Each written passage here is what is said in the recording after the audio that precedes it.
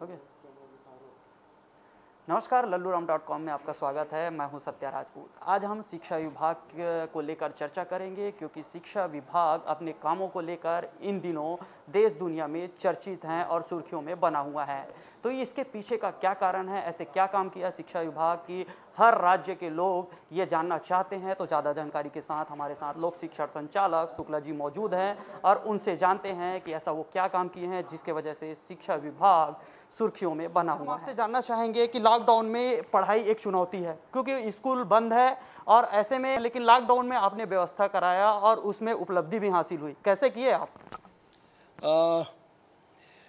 Corona और उससे जुड़ी महामारी से आप और हम सब अवगत हैं और इसका बड़ा व्यापक प्रभाव सभी क्षेत्रों पे पड़ा है और शिक्षा जगत भी इसे अछूता नहीं रहा। बहुत बड़ा प्रश्न यह था कि जब ये दिक्कतें हैं, स्कूलों को बंद करना मजबूरी है और ज़रूरी, दोनों चीज़ें हैं, तो ऐसे में हम क्या करें। तो इसके लिए बहुत सारे उपाय हैं। उन उपायों पर हम लोगों ने व्यापक चर्चा की और व्यापक चर्चा के उपरांत हमने ये पाया कि वर्तमान परिस्थितियों में जो 3, 4, 5 उपाय हो सकते हैं उनको क्रमशः हम चालू करें।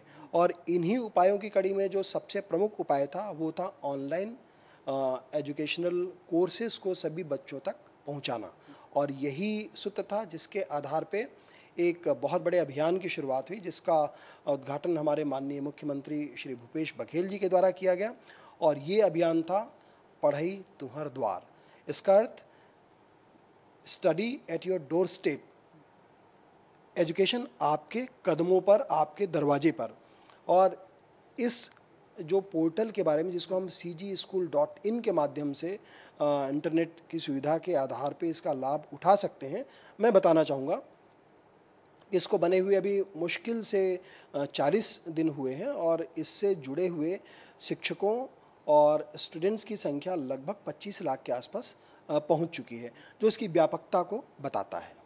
ये कैसे व्यवस्था करते हैं कि इसमें क्या क्या उपलब्ध होगा, बच्चे इसका क्या क्या कौन कौन सब्जेक्ट का फ़ायदा लेते हैं? जी, मैं आपके माध्यम से सभी को फिर से इस साइट की खूबी को बताना चाहूँगा कि cgschool.in पे जब आप जैसे ही एंटर करते हैं तो वहाँ पे सिंपल आपसे एक मोबाइल नंबर पूछा जाता है और मोबाइल नंबर पे OTP की व्यवस्था है। तो ये तो जो ऑलरेडी लॉग्ड इन हैं उनके लिए है, और जो पहली बार लॉगिन करना चाहते हैं या साइन इन करना चाहते हैं, उनको छोटे छोटे 3-4 चीज़ें हैं, जिसमें उनका नाम है, ईमेल है, दी मैंडेटरी है या क्लासेस हैं, ये चीज़ें कुछ बुनियादी जानकारी, और उनको OTP एक प्राप्त होता है। OTP के माध्यम से रजिस्टर्ड हो जाते हैं। ये तो रजिस्ट्रेशन की प्रक्रिया हुई। रजिस्ट्रेशन की प्रक्रिया के उपरांत पे बच्चे जिस भी क्लास के हैं उस क्लास पे जा कर के उनको विंडोज़ पे सभी चीज़ें दिख जाती हैं। उन विषयों के पाठ्य पुस्तक उस साइट पे उपलब्ध हैं, जिनको डाउनलोड करके अध्ययन कर सकते हैं। इसके अलावा उन विषय के अलग अलग पाठों को, जिसको लेसन्स हम बोलते हैं, उन पाठों से जुड़े हुए वीडियो, ऑडियो और पिक्चर्स, जिसको पिक्टोरियल लेसन्स बोलें, ये सब उसमें बहुत ज़्यादा मात्रा में उपलब्ध हैं और ये सभी हमारे विशेषज्ञ शिक्षकों के द्वारा बनाए हुए हैं। इसमें बता दूं कि वीडियो या बाकी इन चित्रों को जब अपलोड किया जाता है, एक कमेटी होती है, वो कमेटी देखती है कि वाकई में ये छात्रों के उपयोग का है, और यदि उपयोग के लायक है तभी उसको हम साइट पे अपलोड करने का फैसिलिटी देते हैं, अदरवाइज उसको रिजेक्ट कर दिया जाता है। तो साइट पे जो भी ये वीडियो ऑडियो फॉर्मेट पे हैं, इन चीज़ों को भी बच्चे इसका उपयोग कर अपने स्टडी को कंटिन्यूएशन में बढ़ाने के लिए। जैसे कि आपने बताया कि आप मटेरियल बना के अपलोड कर देते हैं। ऑनलाइन क्लासेस की बात हुई तो बच्चे कैसे जुड़ते हैं? कितने बच्चे इन दिनों आपके क्लास का फ़ायदा ले रहे हैं? जी, ये भी एक बड़ा महत्वपूर्ण प्रश्न है, और इस प्रश्न से जुड़ी हुई ये बात मैं बताना चाहूँगा कि एक तो मैंने बताया कि पहले चरण पे ऑडियो, वीडियो और पिक्टोरियल फॉर्मेट पे और टेक्स्ट बुक्स उस पे अपलोडेड हैं। इसका नेक्स्ट लेवल है कि हमारे यहाँ से उसी साइट पे अलग अलग क्लासेस के लिए विशेषज्ञ शिक्षक प्रतिदिन, जो न्यूनतम 4 पीरियड्स होते हैं, ये हम लेते हैं, और इसके लिए वीक का, एक सप्ताह का टाइम टेबल अनाउंस होता है। तो ऐसे विषयों पर जो शिक्षक हैं प्रतिदिन क्लासेस लेते हैं, और बच्चे वेबएक्स या अन्य जो डिजिटल मीडिया है उसके थ्रू ऑनलाइन इनसे जुड़ते हैं, और इनकी संख्या न्यूनतम 500 से अधिक प्रतिदिन रहती है। बच्चे जैसे वर्चुअल क्लासेस में अपने शिक्षक के सामने बैठे हुए हैं, वैसे ही इन क्लासेस पे बैठते हैं, टीचर्स और आमने सामने होते हैं, बच्चों की शंकाओं का समाधान भी शिक्षक करते हैं, बच्चे प्रश्न भी पूछ सकते हैं, ये सभी सुविधाएं इसमें हैं। पेज व्यू की बात करें तो कितना गया? अभी आपने बताया 40 दिन हो गया लगभग। 40 दिन में यदि हम मैं पेज व्यू की बात कर रहा हूँ, उसको देखेंगे तो 37 से 38 करोड़ पेज व्यू है, जो इसकी व्यापकता को बताता है।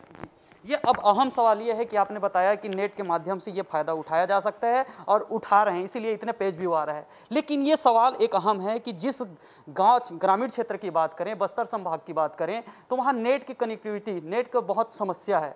तो जहाँ नेट नहीं है उनके लिए क्या विकल्प है? जिनके पास नेट है वो फायदा उठा रहे हैं, जिनके पास नहीं है उनके लिए क्या? जी, नेट का और डाटा दोनों ये समस्याएं हैं। बहुत जगह ऐसी हैं जहाँ पे सिग्नल्स के इश्यूज़ हैं। ऐसे जगहों पे मैं सभी लोगों से आग्रह करना चाहूँगा कि इन कंटेंट को डाउनलोड करने के दूसरे भी साधन हो सकते हैं। एक ये है कि जब आप कभी ऐसे जगह पे जाते हैं जहाँ पे नेट आपको उपलब्ध हो जाता है, वहाँ पे इसे आप डाउनलोड कर लें और इसका ऑफलाइन आप उपयोग कभी भी कर सकते हैं। इसके अलावा जिन लोगों ने डाउनलोड कर लिया है, तो अपने आसपास के बच्चों के साथ में, पालकों के साथ में इसे ब्लूटूथ या दूसरे जो भी शेयर के माध्यम आजकल बहुत सारे बन गए हैं, जो ऑफलाइन शेयरिंग के माध्यम है, मेमोरी कार्ड है, बाकी तमाम चीज़ें हैं, बच्चे स्कूलों पे जाकर भी इसे डाउनलोड करके इसे अपने पास ले आ सकते हैं। कुछ जो छोटी जगहों पे छोटी मोटी समस्याएं तो है ही हैं, हम आशा करते हैं समय के साथ दूर होगी, बट ऐसे उपाय अपनाकर जहाँ पे नेटवर्क के इश्यूज़ हैं वहाँ के भी बच्चे इनका फ़ायदा ले सकते हैं। बिल्कुल, ये आपकी शिक्षा विभाग के लिए उपलब्धि से कम नहीं है। इसी बीच 40 उत्कृष्ट स्कूल खोलने की बात हो रही है अंग्रेजी माध्यम का, इसके लिए क्या व्यवस्था है? अभी क्या प्रक्रिया हो पाई है आपका? पूरे प्रदेश में 40 की संख्या में आगामी शैक्षणिक सत्र से उत्कृष्ट विद्यालयों को प्रारंभ किया जा रहा है। ये उत्कृष्ट विद्यालयों में इंग्लिश मीडियम से भी पढ़ाई की व्यवस्था रहेगी। अब इन स्कूलों का चयन हमने कर लिया है, संबंधित जिलों के कलेक्टर्स को हमने निर्देशित किया है कि यहाँ पे जो बेसिक इंफ्रास्ट्रक्चर्स हैं, स्कूलों पे जो बुनियादी सुविधाएं हैं, उनको दुरुस्त कर लें और बाकी बड़ी चीज़ें समय के साथ होती रहेंगी, चलती रहेंगी, बट एक बेसिक चीज़ें हैं वो वहाँ पे उपलब्ध हो जाएं। ये अहम सवाल ये है कि जो आप तैयारी कर रहे हैं, ये कौन से शिक्षक सत्र से ये प्रारंभ हो गई है, इसका फ़ायदा बच्चे उठा सकते हैं और इसकी भर्ती प्रक्रिया क्या होगी? इन स्कूलों को प्रारंभ करने की तैयारी तो जो आगामी शैक्षणिक सत्र है, जिसे हम 20-21 का शैक्षणिक सत्र बोलेंगे, इस सत्र से हमने लोगों को तैयारी करने कहा है और इसी सत्र से ये सभी विद्यालय खुल जाएंगे। इन विद्यालयों पे एक सोसाइटी का गठन किया गया है, सोसाइटी के चेयरमैन कलेक्टर होंगे, इसके अन्य सदस्य हैं और बच्चों के एडमिशन्स की प्रक्रिया के संबंध में ये सोसाइटी निर्णय लेगी। तो क्या इसके लिए कोई एंट्रेंस एग्ज़ाम होगा या पहले आओ पहले पाओ की प्रक्रिया में रहेगी भर्ती प्रक्रिया? देखिए, जो आरटी है वो एंट्रेंस एग्ज़ाम्स लेने की मनाही करता है, तो एंट्रेंस एग्ज़ाम नहीं होगा। अब पहले आओ पहले पाओ या कोई दूसरे जो भी माध्यम हो सकते हैं, इसके संबंध में निर्णय संबंधित सोसाइटी लेंगी। जी, तो ये हर जिलों में कितने संख्या में है? क्या ये अभी चयन हो चुका है कि प्रक्रिया बाकी है, कि कितने स्कूल हैं, कहाँ कहाँ पे हैं?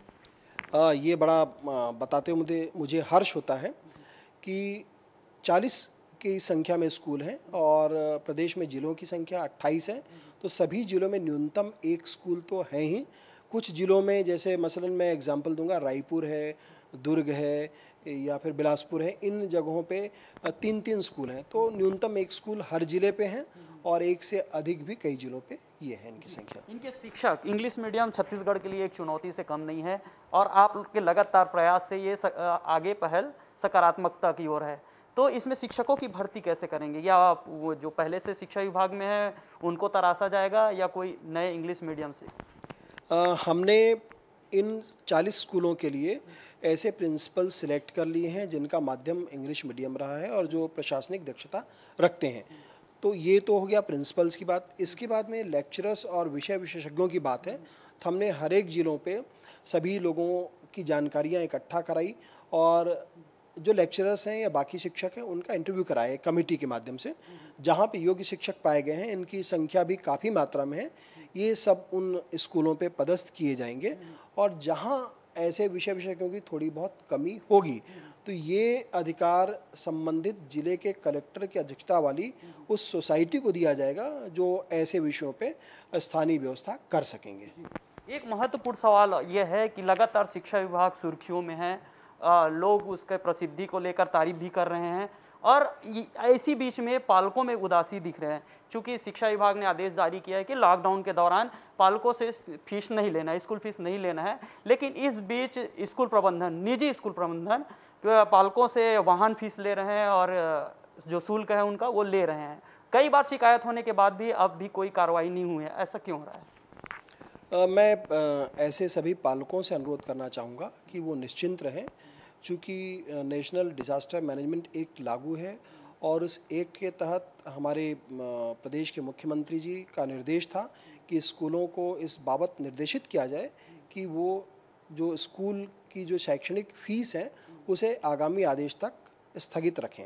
तो मैं फिर से सभी स्कूलों को, निजी स्कूल प्रबंधन को और ख़ासकर उन स्कूलों को जो इन चीज़ों को अभी करने में थोड़ा भी हिच रखते हैं, उन सभी से आग्रह करना चाहूँगा कि ये सही कदम नहीं है। शासन के निर्देशों का कड़ाई से पालन करें और आपके माध्यम से मैं जिला शिक्षा अधिकारियों को भी इन मामलों की विशेष निगरानी रखने आग्रह करना चाहूँगा और जहाँ पर ये व्यवस्थाएं सही नहीं हैं वहाँ या तो दुरुस्त कर लिया जाए या संबंधितों के खिलाफ कड़ी कार्रवाई की जाए। ये दोनों, ये पहले भी ये आदेश हो चुका है कार्रवाई करने का, अब एक बार नहीं दो बार आदेश निकाले हैं कि ये भाई फीस ना लिया जाए, उसके बावजूद हो रहा है। कार्रवाई के नाम पर सिर्फ नोटिस भेज के मामले को रफा दफा किया गया है। ऐसे कई मामले हैं जिसको लल्लूराम.com ने उठाया है, उसके बावजूद उसमें नोटिस देकर मामले में अभी तक की आगे की कार्रवाई नहीं हुई है।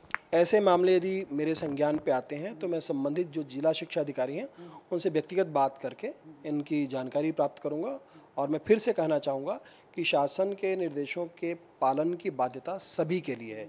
मुझे भी उनके निर्देश के पालन की बाध्यता है, जिला शिक्षा अधिकारियों को भी ये बाध्यता है और शासन के निर्देश हैं तो संबंधित निजी स्कूल समेत सभी को इसका पालन करना होगा। ये शिक्षक में व्यवसायीकरण हावी हो गया है। इसके कई उदाहरण देखे जाते हैं कि आउट ऑफ सिलेबस के कोर्स निजी स्कूल जो हैं बेच रहे हैं कि कोई 4000 में बेच रहा है, कोई 1800 में बेच रहा है, कोई 1000 रुपये में बेच रहा है।